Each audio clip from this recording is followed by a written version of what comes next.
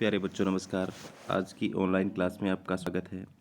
प्यारे बच्चों, आज हम कक्षा 7 विषय विज्ञान अध्याय 1 पादपों में पोषण के अभ्यास के प्रश्नोत्तर करने वाले हैं। जो बच्चे चैनल पर नए हैं या जिन बच्चों ने अभी तक चैनल को सब्सक्राइब नहीं किया, सब्सक्राइब कर लें, लाइक कर दें और शेयर कर दें। तो आज की क्लास का पहला प्रश्न, जीवों को खाद्य की आवश्यकता क्यों होती है?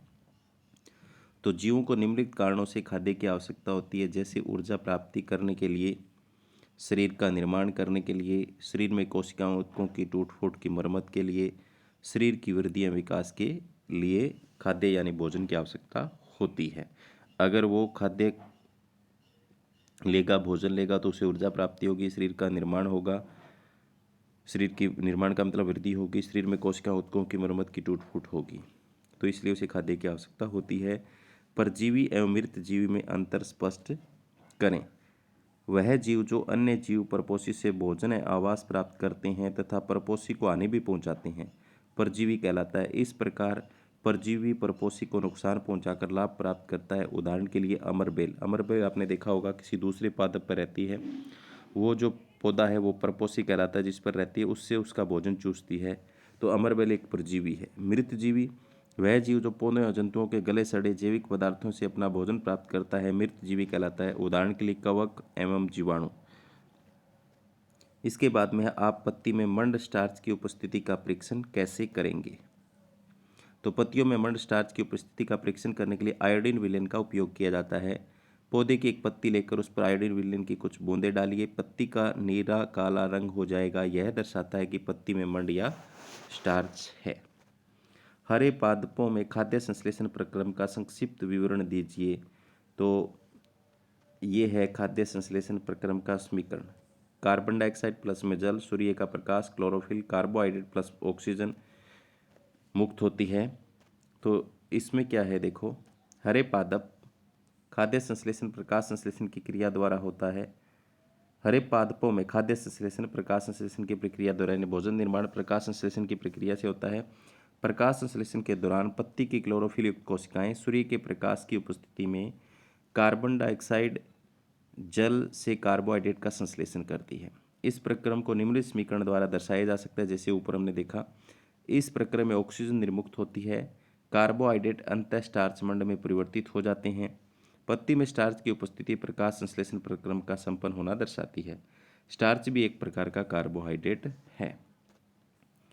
किसी प्रवाह चित्र की सहायता से दर्शाएं कि पादप भोजन के मूलभूत स्रोत हैं। तो यहाँ आप देख सकते हो, ये सूर्य है, सूर्य से सौर ऊर्जा आ रही है पत्तियों के अंदर, और इसको कार्बन डाइऑक्साइड मिल रही है, ऑक्सीजन छोड़ रहा है। पत्तियों में क्लोरोफिल है, जल एवं खनिज इसको जमीन से मिल रहा है। तो पत्तियों द्वारा सौर ऊर्जा संग्रहित की जाती है तथा पादप में खाद्य के रूप में संचित हो जाती है। प्रकाश संश्लेषण उपस्थित न होने की स्थिति में खाद्य उपलब्ध नहीं होगा। अगर प्रकाश संश्लेषण नहीं होगा तो खाद्य भी नहीं बनेगा, भोजन भी नहीं बनेगा। सभी जीवों का अस्तित्व प्रत्यक्ष अथवा परोक्ष रूप से पादपों द्वारा भोजन पर निर्भर करता है। यानी या तो डायरेक्ट पौधे से प्राप्त भोजन को खाते हैं जीव जंतु, या जिसने पेड़ पौधों से प्राप्त भोजन को खाया उसके दूसरे जीव जंतु खाते हैं, जैसे मांसाहारी। सभी खाद्य श्रृंखलाएं पादपों से प्रारंभ होती है। इस प्रकार पौधे भोजन के मूलभूत स्रोत हैं। आगे रिक्त स्थानों की पूर्ति कीजिए। तो रिक्त स्थानों की पूर्ति में पहला जो है वो है, क्योंकि हरे पादप अपना खाद्य स्वयं बनाते हैं इसलिए इन्हें स्वपोषी कहते हैं। पादपों द्वारा संश्लेषित खाद्य का भंडारण मंड स्टार्च के रूप में किया जाता है। प्रकाश संश्लेषण के प्रक्रिया में जिस वर्णक द्वारा सौर ऊर्जा संग्रहित की जाती है उसे क्या कहते हैं? क्लोरोफिल। प्रकाश संश्लेषण में पादप वायुमंडल में कार्बन डाइऑक्साइड लेते हैं और ऑक्सीजन का उत्पादन करते हैं। आगे निम्नलिखित कथनों से संबंधित परिभाषिक शब्द लिखिए। पीत दुर्बल तने वाला पादप, तो वो होता है अमरबेल का पादप। तो इसका आंसर क्या आ जाएगा? अमरबेल। एक पादप जिसे स्वपोषण विषम पोषण दोनों प्रणालियां पाई जाती है, तो वो घटपर्णी होता है। जो कीटभक्षी पादप होते हैं उनको बोलते हैं। ये प्रकाश संश्लेषण क्रिया द्वारा अपना भोजन बनाते हैं, लेकिन कुछ पोषकों की कमी को पूरा करने वाले कीटों का भक्षण करते हैं। आगे वे रंध्र जिनके द्वारा पत्तियों में गैसों का आदान प्रदान विनिमय होता है उसे कहते हैं स्टोमेटा। उन्हें क्या कहेंगे? पर्णरंध्र या स्टोमेटा। आगे सही उत्तर पर सही का निशान लगाएं। अमरबेल उदाहरण है किसका है? तो परजीवी का उदाहरण है। किसका उदाहरण आएगा? दूसरा ऑप्शन सही होगा।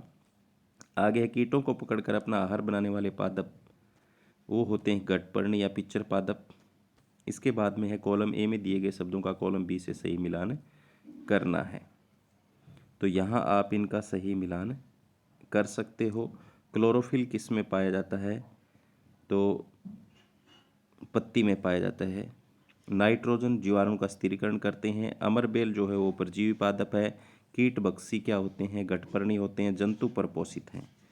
तो इस तरीके से हम इनका सही मिलान कर सकते हैं। आगे निम्नलिखित कथनों में सत्य असत्य देखिए। प्रकाश संश्लेषण में कार्बन डाइऑक्साइड गैस मुक्त होती है, तो ये गलत है। ऐसे पादप जो अपना भोजन स्वयं संश्लेषित करते हैं मृतजीवी कहलाते हैं, तो ये भी गलत बात है, स्वपोषी कहलाते हैं। प्रकाश संश्लेषण का उत्पादन प्रोटीन नहीं है, ये बात सही है। प्रोटीन नहीं है, क्या है? कार्बोहाइड्रेट है। प्रकाश संश्लेषण में सौर ऊर्जा का रासायनिक ऊर्जा में रूपांतरण हो जाता है, ये भी सही है। तो ये देखो है सत्य सत्य सत्य। आगे है सही विकल्प चुनिए। पादप के किस भाग द्वारा प्रकाश संश्लेषण हेतु वायु से कार्बन डाइऑक्साइड ली जाती है? तो वो ली जाती है रंध्र द्वारा। ऑप्शन नंबर ख इसका सही है। वायुमंडल से मुख्यतः जिस भाग द्वारा पादप कार्बन डाइऑक्साइड प्राप्त करते हैं वह क्या है? तो उस किस भाग में होती है? तो वो पत्तियों में होती है। ऑप्शन नंबर 4 इसका सही होगा। ठीक है, तो प्यारे बच्चों, ये थे अध्याय 1 पादपों में पोषण के अभ्यास के प्रश्न। उम्मीद करता हूँ कि आपको समझ में आए होंगे। आप अपनी कॉपी में लिख सकते हो और इनको याद कर सकते हो। धन्यवाद।